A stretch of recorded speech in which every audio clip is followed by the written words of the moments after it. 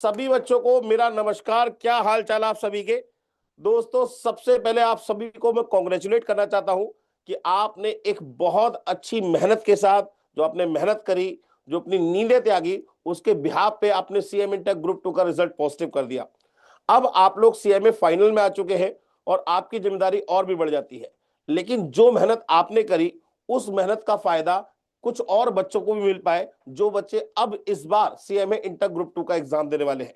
तो सबसे पहले सभी बच्चों से कहूंगा, अपनी वीडियो ऑन करिए, अपना कैमरा ऑन करिए और एक एक करके मैं सबसे इंट्रोडक्शन चाहता हूं कि आपका नाम क्या है, आप कहां से बिलोंग करते हैं और आपके कितने मार्क्स हैं। एक एक करके मैं बच्चों के नाम लूंगा। सबसे पहले जो हमारे सामने है स्टूडेंट में, वो है आपके अमन गुप्ता। अमन गुप्ता, अपने बारे में बेटा बताना शुरू करिएगा please. Mayank sir. Very good morning बेटा। Sir, myself Aman Kumar Gupta. I live in Asansol, West Bengal, and okay, I have scored 62 marks in OMSM. Very good, 62 marks. उसके बाद हम बात करते हैं अरिहंत सेठ से। Hello Arihant, how are you. बढ़िया sir. Good morning sir. Very good morning बेटा, very good morning. Sir मैं सूरत में रहता हूँ, गुजरात, और मैंने 82 मार्क्स स्कोर किया है ओएमएसएम में। Very good, 82 marks in OMSM, very good. Yes sir. ठीक है। इसके बाद हम बात करते हैं देबाशीष पाल से। Debashish. Sir, good morning sir. Very good morning Debashish, how are you. Sir मैं फाइन हूँ। आप कैसे हैं? आप बताइए। बस बढ़िया। सबसे पहले कॉन्ग्रेचुलेशन बेटा आपको। कितने मार्क्स थैंक रहे यू सर, आपके थैंक यू। देबाशीष। सर मैं उड़ीसा से, भुवनेश्वर से हूँ। सर मेरा वेरी गुड, 70 मार्क्स रहे हैं, 70 मार्क्स रहे हैं ओएमएस में। Very good. इसके बाद बात करते हैं गोपाल गुप्ता जी से। Gopal Gupta, how are hello you बेटा, कॉन्ग्रेचुलेशन टू सर। यू। और आपने बहुत अच्छे मार्क्स सिक्योर किए, लेकिन मैं ये चाहता हूं कि आप ये मार्क्स अपने मुंह से बताएं और आप कहां से बिलोंग करते हैं ये भी मुझे बताएं। First of all good morning sir आपको। गुड मॉर्निंग बेटा। और हाँ, और आपको मैं ये तो कम है क्योंकि मैंने ओएमएसएम आपसे भी पढ़ाई किया था। और जब मैं बीकॉम में था ना, तो उसमें भी एक सब्जेक्ट था ओएमएसएम। जी, उसमें भी बीकॉम में भी 70 मार्क्स का आया था ओएमएसएम, जिसमें मैं 70 आउट ऑफ 70 अचीव किया, केवल यूट्यूब क्या से आपका बात है, लिखा वेरी देख good, very good. 70 out of 70 BCom में, हाँ, ओके। और सीएमए इंटरमीडिएट ग्रुप 2 में भी ओएमएसएम था, तो उसके लिए मैंने इसमें कुछ एडिशनल चीजें हैं, तो उसके लिए जी मैंने आपसे बैच परचेस किया। और जी। काफी कॉन्सेप्ट क्लियरिटी होती है, मतलब आपके जो वर्ड्स निकलते हैं ना मुंह से, उसमें मतलब वो कॉन्सेप्ट क्लियर कर देते हैं एक ही बार में। और ज्यादा से ज्यादा मैंने प्रैक्टिस किया, आपका जो भी बुक था उसके ही अकॉर्डिंग मैंने पढ़ा। इंस्टीट्यूट का मैंने मटेरियल की जरूरत ही नहीं पड़ी, और कॉन्सेप्ट आपके कितने क्लियरिटी मार्क्स था आए बेटा, बच्चों को पहले ये बताइए प्लीज। मेरा स्कोर 90 मार्क्स रहा आउट ऑफ 100। क्या बात है, 90 मार्क्स। एक प्रोफेशनल कोर्स में आप सभी लोग जानते होंगे कि प्रोफेशनल कोर्स में 90 मार्क्स लाना एक बहुत अच्छे स्कोर होता है। चलिए, बढ़िया है, very congratulate to from my side. अच्छा, इसके बाद हम बात करते हैं किशन रावत जी से। अभी एक एक करके और लोगों से बात करेंगे, सब बहुत सारी बातें आप लोगों से डिस्कस करनी है, क्योंकि आपकी गाइडेंस, जो पीछे बच्चे आ रहे हैं ना, उनके लिए एक पाथ का काम करेंगे, उनके लिए एक कहते हैं ना, एक उन्हें डायरेक्शन देंगी। तो सबसे पहले हमने जिनसे बात कर ली, उसके बाद हम बात करना चाहेंगे निखिल पांडे। निखिल पांडे, आपको आवाज आ रही है मेरी। हाँ जी, good morning sir. Very good morning बेटा। बताएं बेटा, आप सर कहां से बिलोंग करते हैं और आपके कितने ओएमएसएम में मार्क्स रहे। सर मैं दिल्ली से हूँ और मेरे ओएमएसएम में मार्क्स आए 67 मार्क्स। माने एग्जाम्शन आई है, क्या बात है, हाँ वेरी जी। Good, very good. Sir foundation में अच्छा, जब मैं था तो आपसे मैंने मैथ्स पढ़ी थी। अच्छा, फाउंडेशन मैथ्स से में आप मेरे साथ हैं, मतलब पुराने हाँ जी सर। पापी हैं आप मेरे साथ के। हाँ, हम यूट्यूब से जो मैंने बच्चे पुराने पापी होते मैथ्स हैं ना, किया जो था। शुरू से पढ़ते हैं, हम उन्हें पुराने पापी बोलते हैं, पुराने नालायक बोलते हैं। सर क्योंकि मैथ्स मुझे समझ नहीं आती थी, मेरे पास 11th में मैथ्स नहीं थी ना, 11th 12th में। तो जी जी मैंने जी सोचा कि उस टाइम पे कोई ऐसा टीचर मिले जो मतलब ऐसे समझाए कि समझ आए एक बार में। तो जी। आपके कुछ स्टैटिस्टिक्स के लेक्चर्स थे वहाँ पे, है ना, और हम्म। मतलब मैथ्स के लेक्चर्स थे, वो एक बार में ही क्लियर हो जाते थे। तो मैंने उनको देखा, लास्ट टाइम पे 1 मंथ में मैंने मैथ्स की प्रिपरेशन करी थी। तो उसमें मेरी बहुत हेल्प हुई, फिर मेरे को पता था कि मेरे को लेना है क्लास तो मैं इंटरमीडिएट में आपसे ही लूंगा। तो उसके बाद मैंने ओएमएसएम भी देखा, आपका फ्री में भी बहुत काफी अच्छा था, मैराथन तो आपने बहुत ही अच्छा कराया था। मैं लास्ट जी, डे वही मैराथन देख कर गया था पेपर में, क्या ये बात है, आपने वेरी यूट्यूब गुड। डाला हुआ है। तो मैंने परचेज तो किया था, सारे लेक्चर्स देखे थे आपके। उसके बाद मैंने मैराथन रेफर किया, आपने स्टडी मैट के सारे सॉल्यूशंस करवाए हुए हैं, तो एकदम वैसे ही आए जैसे आपने बताया हुआ है सब पेपर में। बिल्कुल तो बिल्कुल मतलब बेटा जी, मैं बस यही बातें आप लोगों से डिस्कस करना चाहता हूं। जो बच्चे अब एग्जाम देने वाले हैं जून 2026 के अंदर या दिसंबर 2026 में, उनके लिए क्या आपकी प्रेफरेंस रहेगी, क्या प्लानिंग रहेगी, क्या आप उन्हें सजेस्ट करना चाहेंगे? क्योंकि देखिए ना, हम सीखते अपने आगे वालों से ही हैं। जो जी सर। बंदे कहते ना, जैसे हम पुराने जमाने की बात करें तो पुराने जमाने के जो हीरो थे, जो लेजेंड थे, जैसे राजकुमार जी, ठीक है ना, या अमिताभ बच्चन, तो उनसे सीखा जाता है। तो ऐसे ही आप सब बच्चों ने जो मेहनत करी है, जो आप मार्क्स लेके आए हैं, उस मेहनत का निचोड़ आप जो मतलब अब जो बच्चे एग्जाम देने वाले हैं उनको डायरेक्शन देंगे, ठीक है ना? तो अब एक एक करके सबसे पहले मैं सभी बच्चों से पूछना चाहूंगा, जो उसका आंसर देना चाहे वो दे सकता है। पहली बार जब आपने ओएमएसएम पढ़ा था, तब आपको कैसा फील हुआ था कि यार ये ओएमएसएम एक टफ सब्जेक्ट है? क्योंकि ओएमएसएम एक बहुत कॉमन सब्जेक्ट नहीं है, ये हाँ प्रैक्टिकल और जी। थ्योरी का एक बहुत अच्छा कॉम्बिनेशन है। तो आपके हिसाब से आपको कैसी फीलिंग आई थी जब आपने फर्स्ट टाइम ओएमएसएम को पढ़ना शुरू किया था? मैं हाँ, सबसे पहले बात करना चाहूंगा अरिहंत जी से। अरिहंत बताए बेटा। पहले तो सर कंफ्यूजन लगा कि मतलब डाउट रहता था, इस समझ मतलब आ गया था, लेकिन प्रैक्टिस, लैक ऑफ प्रैक्टिस, उसमें प्रैक्टिस बहुत चाहिए होता है। जी। लेकिन मैंने वो आपका वो क्लास लिया था वो 499 वाला, तो क्या उसमें आप पहले लेक्चर्स मैंने आपका वॉच किया, फिर जो आप हम्म। क्वेश्चंस करवा रहे थे मैंने वो सॉल्व किया, फिर जी। इंस्टीट्यूट का जो वर्कबुक है वो किया, और आपका जो बुक मिला था मेरे को वो मैंने सॉल्व किया। फिर एग्जाम के टाइम जो आपका जो शॉर्ट वीडियो था वो मेरे को बहुत हेल्पफुल हुआ, क्योंकि एग्जाम के ना 2-3 मतलब हफ्ता भर पहले मैंने वो शॉर्ट वीडियो से फुल रिवाइज मार दिया सारे चैप्टर्स के, तो वो मेरे को बहुत हेल्प किया। मतलब मेरे को मतलब तो कुल मिला बर्डन के नहीं लगा। आपको ज्यादा डर नहीं लगा ओएमएसएम के हाँ, सब्जेक्ट को देख के? मतलब एग्जाम में करीबन सर मेरा 20-25 मिनट पहले ही पेपर ऑलमोस्ट हो गया था, और उसी समय लग वेरी गया था गुड, कि करीबन एग्जामिनेशन 60 क्रॉस करने ही वाला है उसी टाइम। क्या तो मैं बात है, क्या वेरी गुड। माइंड मतलब ठीक था मेरा, टेंशन लेने नहीं ले रहा था मैं उसी टाइम से पेपर चलिए, में। गोपाल गुप्ता, गोपाल जी आप बताएं, जब आपने पहली बार ओएमएसएम का सब्जेक्ट शुरू किया था तो आपको कैसा फील हुआ था? ये सब्जेक्ट टफ लग रहा था? मतलब स्टार्टिंग करते समय होता है ना, एक सब्जेक्ट की फील आती है, सर लगता है कि सर ये मैंने टफ है ओएमएसएन या ये तो मैंने इजी है। ऑलरेडी सर ओहेमेसन तो मैंने ऑलरेडी बताया कि बीकॉम से स्टार्ट हो गया सेकेंड सेमेस्टर से ही। तो मैं जी जी। काफ़ी उसी टाइम से फेमिलियर था, फिर मैंने इंटरमीडिएट में एडमिशन लिया। तो जी जी। मुझे उतना डिफिकल्टी नहीं हुई, वैसे थोड़ा बहुत हुआ क्योंकि एडिशनल चीज़ें पढ़नी पड़ी। और आपका मतलब कॉन्सेप्ट जो भी पढ़ाते तो एक ही बार में क्लियर हो जाता था। मेरा अच्छा, इसमें ये इसमें कहना एक है। और बात भी है गोपाल जी, कि मुझे ये सॉरी सर। बताएं कि इसमें जो मतलब एसएम है ना, स्ट्रेटेजिक मैनेजमेंट, वो प्योर थ्योरी, थ्योरी आप जानते हैं। जी सर। उसमें जब आप थ्योरी पढ़ने बैठते थे तो लेक्चर्स देखते समय क्या फील आता था? आप अपने नोट्स खुद बनाते थे या नोट्स को किस तरीके से बनाते थे? मतलब क्योंकि हर एक का एक अपना ऑरा होता है पढ़ने का, एक तरीका होता है पढ़ने का। तो जी एसएम सर। में आपने क्या स्ट्रेटेजी को फॉलो किया था? जी सर, ऐसे में मैंने ये किया था कि जो भी लेक्चर में लेता था तो डिटेल में मैं नोट्स नहीं बनाता था फर्स्ट ऑफ ऑल। क्योंकि डिटेल में नोट्स बनाना और एक बुक से पढ़ना दोनों बराबर बात हो जाती है। बिल्कुल तो सही इसलिए बात है। मैंने क्या किया कि आपका नोट्स बुक या फिर आप जो भी पढ़ाते थे वहां से मैं कीवर्ड्स को उठाता था और उसी को मैंने नोट्स पे लिखा, ताकि एग्जाम से अगर एक दिन पहले भी मैं पढ़ाई करूँ तो पूरा एकदम कवर कर दूँ। और वही मेरे साथ हुआ, मैंने कम से कम एक तो 15 से 20 बार वो मतलब रिवाइज ही मेरा हो गया था। हाँ, वो और एक्चुअली में एग्जाम। पीपीटीज के थ्रू जब हम पढ़ते हैं तो बहुत हाँ सारी इमेजेस दिमाग में सेट हो जाती है।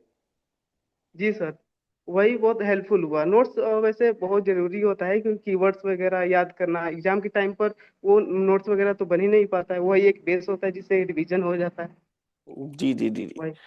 चलिए, बढ़िया। अमन आप बताएं, अमन, जब आपने ओएमएसएफ को पहली बार शुरू किया था तो आपको कैसा फील हुआ था?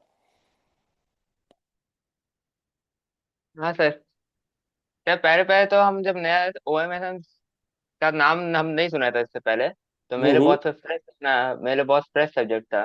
और वही अच्छा। मेरे सीनियर है ना, एक भैया थे, उन्होंने बताया था अगर ओएमएसएम में है ना नहीं होता है, बस प्रैक्टिकल करो और ना एक अच्छा जगह से ना टीचर हो, तो वही रिकमेंड मुझको आपको सीओसी का किए थे। अच्छा। तो वही फिर हम आपका क्लास सब है ना देखना स्टार्ट किए थे, यूट्यूब में आपका बैच आता था तो उसमें और फिर देखो उसके बाद फिर ना बैच में एनरोल किए थे।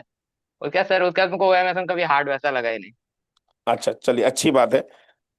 अच्छा, इसके बाद मैं बात करना चाहूंगा निखिल पांडे।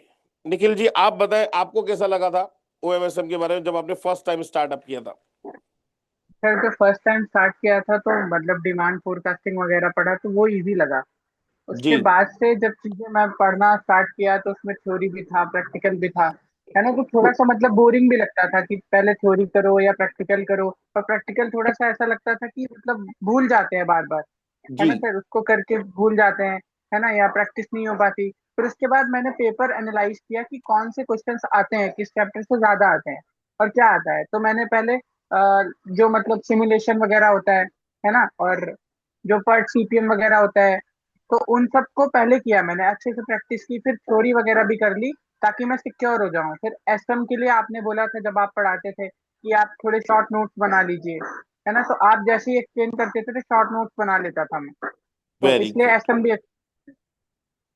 अच्छा, अब मैं आपसे एक एक करके कुछ सवाल थोड़ा सा फास्ट मोड में लेना चाहूंगा और एक एक करके आप लोग जवाब देते जाएंगे सब लोग मुझे। सबसे पहले एक रैपिड फायर टाइप का सीरीज में शुरू कर रहा हूं, तो एक एक करके सब लोग जवाब देते जाएंगे। सबसे पहले बात करते हैं हम गोपाल जी से। गोपाल बेटा, फटाफट जो क्वेश्चन मैं पूछता जा रहा हूं उसका आंसर एक वर्ड में आप देते जाएंगे, ठीक है ना? डेली कितने घंटे पढ़ते हैं आप? गोपाल, डेली कितने घंटे पढ़ाई करते हैं? Sir please 1 second sir. सबसे ओवररेटेड ओएमएसएम का टॉपिक कौन सा है? सबसे ओवररेटेड ओएमएसएम का टॉपिक कौन सा है? ओवररेटेड अगर ओएमएसएम तो इसमें ट्रांसपोर्टेशन प्रॉब्लम और असाइनमेंट प्रॉब्लम। सबसे अंडररेटेड टॉपिक कौन सा है? अंडररेटेड में बात करें तो उसमें एलएलपी। एलएलपी। कोचिंग को प्रेफर करेंगे या सेल्फ एलपीपी। स्टडी को? ओएमएसएम के लिए कोचिंग को प्रेफर करेंगे या वैसे सेल्फ स्टडी डिपेंड को? करता है सर स्टूडेंट के ऊपर। मैं तो कोचिंग को प्रिफर करता हूँ क्योंकि कोई कोई कॉन्सेप्ट क्लियर नहीं होता है तो हो जाता है कोचिंग से। आपके हिसाब से बेस्ट ओएमएसएम की बुक कौन सी है? जी सर। बेस्ट ओएमएसएम की बुक कौन सी है? बेस्ट ओएमएसएम। बेस्ट ओएमएसएम की बुक कौन सी है आपके हिसाब से, जिसको आप रेफर करना चाहेंगे? सर आवाज। अच्छा, बेस्ट ओएमएसएम की बुक तो सर जो आपने प्रोवाइड किया तो वही बेस्ट है। उसको पढ़ ले तो भाई भाई कोई भी बुक को पढ़ने की रिक्वायरमेंट नहीं है, सारा चीज उसमें है। यूट्यूब का कोई चैनल रिकमेंड करना चाहेंगे ओएमएसएम के लिए? सर यूट्यूब उसमें बताने की क्या जरूरत है, सीओसी एजुकेशन। Very good. रात को पढ़ो या सुबह को पढ़ो, बताइए आपके हिसाब से कौन सी प्रेफरेंस है? सर मैं तो रात को ही प्रिफर करता हूँ पढ़ना। रात को सही से सही रहता है। और सुबह मैं सुबह सर कभी पढ़ाई भी नहीं की, रात को ही मेरा सही रहता है। तो अच्छा, एग्जाम टाइम में मैं तो मैं रात को इसे ना सोता भी अलग नहीं हूँ। लैंग्वेज में बोलता हूं, मैं कहता हूं रात के उल्लू या सुबह के मुर्गे। हाँ, रात का थोड़ा उल्लू सा सही है। मतलब बोलने का तरीका अलग है। रात के हाँ उल्लू या सुबह के मुर्गे में थोड़ा थोड़ा सा अच्छा लगता है बोलते समय। हाँ। अच्छा, मुझे ये बताइए लास्ट 3 दिन की स्ट्रेटजी क्या रखते हैं? सर लास्ट 3 डेज में ये है कि जो भी आपने पढ़ा हुआ है उस सब्जेक्ट के बारे में, उसमें आप न्यू चीजें कुछ न पढ़े। आपने जो ऑलरेडी पढ़ चुका है उसको ही आप रिवाइज करें। और उसमें क्या करें कि राइटिंग प्रैक्टिस कम करें और चीजों को ज्यादा ज्यादा कवर करने की कोशिश करें। ये मेरा ये है। अगर फेल हो जाते हो ओएमएसएम में तो क्या करते? सर सर यह फेल होने की बात तो नहीं थी क्योंकि था मेरे माइंड में कि और बहुत अच्छा स्कोर करूंगा क्योंकि पास 10 के भी बारे में पता था। अगर मैं फेल हो जाता तो सर कोई प्रॉब्लम नहीं, ये प्रोफेशनल कोर्स है, फिर से मैं अच्छा अपना बेस्ट देता और अगला वेरी अटेम्प्ट में गुड, पास हो जाता। हाँ। Very good, very good. Gopal Gupta. जी सर। गोपाल गुप्ता से बात हो गई, अब बात करते हैं अरियन सेठ से। अरियंत, जी रैपिड सर। फायर राउंड आपके लिए भी है, तो जल्दी जी सर। जल्दी इसके आंसर दीजिएगा। डेली कितने घंटे पढ़ते थे आप? सर 10 घंटे पढ़ता था मैं, एक्चुअली लाइब्रेरी में पढ़ता था सर। घर पे होता नहीं सबसे था। ओवररेटेड ओएमएसएम का टॉपिक कौन सा है? ओवररेटेड मेरे को तो सर वो लगता था ये अपना स्पेयर पार्ट मैनेजमेंट, ये सब, वो सबसे प्रोजेक्ट मैनेजमेंट। अंडररेटेड टॉपिक कौन सा है? अंडररेटेड एलएलपी वगैरह हुई। कोचिंग को प्रेफर करेंगे या सेल्फ स्टडी को? कोचिंग, कोचिंग सेल्फ स्टडी से सर तब तो नहीं होता है कोचिंग। अच्छा, आपके हिसाब से रात के उल्लू होना चाहिए या सुबह का मुर्गा बनना चाहिए? सुबह का मुर्गा ठीक है सर, क्योंकि रात को पढ़ाई नहीं होता है मेरे से, तो दिन अच्छा, में होता है। नोट्स बने बनाए लेने चाहिए या नोट्स को खुद से बनाना चाहिए? बने बनाए भी खुद से ही बनाना चाहिए, बेटर तो रहेगा, क्योंकि अपना ज्यादा सही रहेगा। या तो अगर जैसे मैंने आपका जब बुक लिया था तो मेरे को ज्यादा उसमें ढूंढना नहीं पड़ा, सब स्टार्टिंग इंडेक्स में दिया था, तो मेरा तो फटाफट हो गया था उसमें, मतलब तो मेरे को ज्यादा टाइम नहीं लगा। अच्छा, इसके अलावा अगर आप फेल हो जाते हो ओएमएसएम में तो क्या करते? फिर फिर से तैयारी करता प्रोफेशनल एग्जाम से। क्या बात है, सिंपल सी। हिम्मत नहीं आनी है सभी बच्चों को। ये जो क्वेश्चन मैं आप लोगों से पूछ रहा हूं ये इसलिए पूछ रहा हूं कि जो बच्चे इस बार एग्जाम देने वाले हैं जून 2026 में या दिसंबर 2026 में, वो सब ध्यान से सुने कि प्रोफेशनल कोर्स में पास या फेल मैटर नहीं करता। प्रोफेशनल कोर्स में ये मैटर करता है कि आपके पास कितनी नॉलेज है, क्योंकि जो भी सब्जेक्ट की आप पढ़ाई करते हैं उसका यूज आप अपने अगले लेवल में करते हैं। जैसे आपने ओएमएसएम के अंदर जितना भी पढ़ा है वो सारा यूज आप अपने paper number 16 strategic cost management के अंदर करने वाले हैं। ठीक है ना? तो ये मत सोचिए कि कोई भी नॉलेज आपकी खराब जाएगी। हमेशा रिजल्ट पास या फेल डिसाइड नहीं करता, नॉलेज डिसाइड करती है। ठीक है ना? चलिए, इसके बाद मैं बात करना चाहूंगा निखिल पांडे से। हेलो, हाँ जी सर। निखिल जी, कुछ टॉपिक कुछ क्वेश्चन मैं आपसे पूछना चाहूंगा। अगर आप सीएमए के डायरेक्टर होते तो आपके हिसाब से ओएमएसएम के सब्जेक्ट को हटा देना चाहिए या नहीं? सर नहीं हटाना चाहिए, क्योंकि अगर इस सब्जेक्ट को हटा देंगे तो बच्चे शायद एग्रीगेट में रह जाएं। क्या ये बात है, थोड़ा सा। माने आपके हिसाब हाँ से ये एक अच्छा सब्जेक्ट है जो ग्रुप 2 को क्लियर करने में आपकी मदद करता है? जी सर, सर बहुत अच्छा सब्जेक्ट है, क्योंकि बाकी तीन सब्जेक्ट थोड़े से टेक्निकल है। ये थोड़ा जी। थ्योरी और प्रैक्टिकल बेस्ड है, और थोड़ा इजी भी आता है पेपर में। कभी कभी होता है कि मुश्किल आ जाता है, बट अगर आप अच्छे से पढ़ोगे, अच्छे टीचर से पढ़ोगे, तो शायद आपको पेपर बहुत इजी लगेगा, है ना। और कुछ गलतियां नहीं करेंगे आप, तो हो सकता है आपके 90 जैसे एक भाई के आए हैं, कॉन्ग्रेचुलेशन उनको, है ना। तो और भी आ सकते हैं, 95 भी जा सकते हैं। 94 भी आए हैं एक बच्चे के, उनका इंटरव्यू शाम को है, राकेश गुप्ता नाम है उनका। ओएमएसएम में 94 मार्क्स आए हैं उनके। इधर गोपाल जी के 90 मार्क्स आए हैं। और बहुत सारे बच्चों के मार्क्स 88, 86, 82 की लाइन में बहुत सारे बच्चों के मार्क्स हैं। मार्क्स मैटर नहीं करते, मेरे हिसाब से नॉलेज मैटर करती है। आपके पास जितनी अच्छी नॉलेज होगी ना बेटा, ये नॉलेज आपको कहां तक ले जाएगी आप ये सोच भी नहीं सकते। कहते हैं ना, बचपन में जो ए बनाते हैं, ए आपने बनाया होगा, तो बचपन में जैसा ए बनाते हैं जिंदगी भर ए वैसा ही बनता है। तो जो नॉलेज आप अभी सीखते हैं ना, उसी नॉलेज का यूज करके आप अपने प्रोफेशनल करियर को आगे बढ़ाते हैं। तो यहां अगर नॉलेज आप कम गैदर करेंगे तो आगे जाके आपको परेशानियां होंगी। यहां नॉलेज जितनी ज्यादा गैदर करेंगे, आने वाले टाइम में आपको ज्यादा उतनी ही ज्यादा ग्रोथ भी मिलेगी और उतनी ज्यादा आपको प्रैक्टिकल नॉलेज भी होगी। ठीक है ना? चलिए, तो इसके बाद अगर मैं बात करूं तो आप मुझे बस एक थोड़ी सी बातें और बता दीजिए कि आपके हिसाब से अगर जो बच्चे एग्जाम देने वाले हैं जून 2026 में या दिसंबर 2026 में, उनकी मेन स्ट्रेटजी क्या होनी चाहिए? ओएमएसएम के सब्जेक्ट को वो हल्के में ले या उसको बहुत ज्यादा ओवररेटेड करे? कितने टाइम में कंप्लीट करना चाहिए? ये सारी चीजें सोच के एक मतलब कितना शॉर्ट में आप मुझे बताइए कि आपके हिसाब से ओएमएसएम की सब्जेक्ट की तैयारी कितने महीने में होनी चाहिए, कितने घंटे उसे डेली पढ़ना चाहिए, और आपके हिसाब से क्या इसके अंदर 80 प्लस या 90 प्लस मार्क्स लाना पॉसिबल है? एक एक करके मैं सब बच्चों से बात करूंगा। सबसे पहले मुझे बताएं गोपाल गुप्ता। गोपाल जी, आपको आवाज आ रही है मेरी? शायद गोपाल जी कहीं चले गए।